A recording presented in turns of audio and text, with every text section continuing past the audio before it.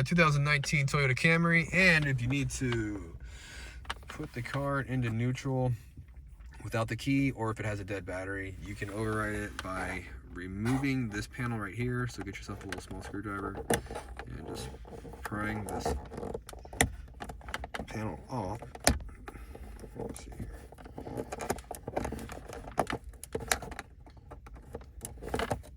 Like that. This one's a little gooed up from it being kind of dirty.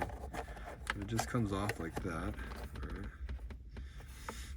Now if we look down in here, what we're looking for is this white button here. Now if you push it down with the screwdriver, put your foot on the brake, you can push the shifter back without, you know, starting it or having a dead battery. This will save you, especially like if you're a tow truck driver, which is really hard to do with one hand.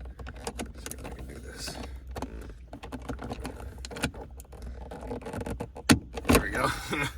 But yeah, so shifter override. All right, hopefully the video helped you out. If it did, hit the like button for me.